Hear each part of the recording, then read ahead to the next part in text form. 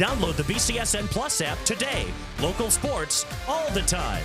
Visit bcsnnation.com for details. Discounts may apply.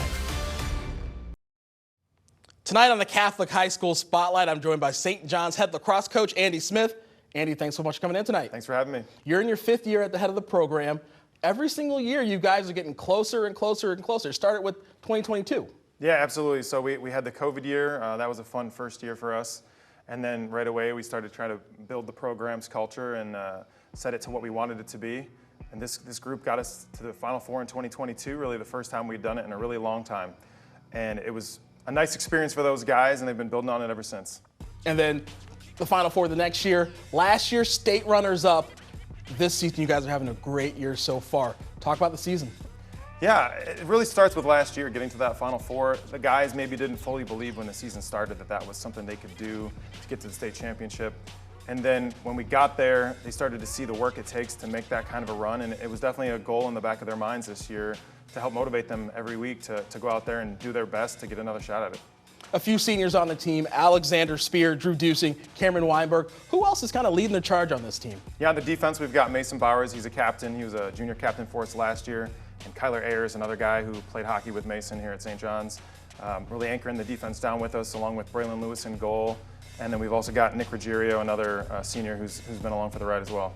But not just defense, you guys are scoring a ton of goals, averaging about 10 per game. But there's been some games where you guys have been scoring 20 or more. Yeah, our guys, it's a really interesting mix. We have 3 guys who maybe could be a number 1 guy any other year, and their numbers aren't as gaudy as might be if they were the only great player, but for them to be able to rely on each other and share the workload amongst each other, it really makes for a dangerous offense. And we've got a couple of young guys coming up, the Maloney brothers, Ian and Jameson, and then Owen Strayer, kind of round out our man-up line. Those 3 guys plus the 3 attackmen really make for a tough unit to stop.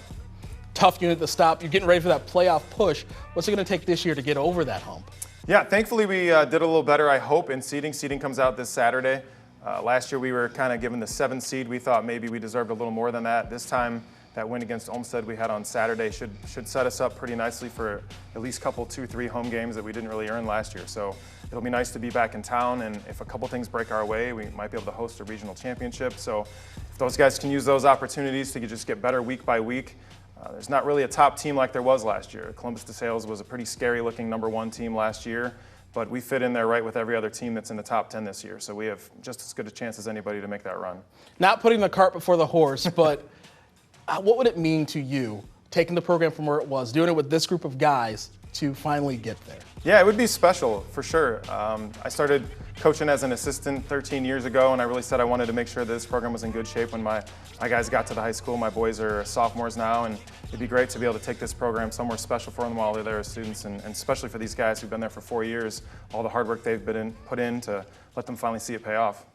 Well, good luck the rest of the season. When those brackets do come out, hopefully get good seeding. Coach, thanks so much for coming in tonight. Thanks, appreciate it.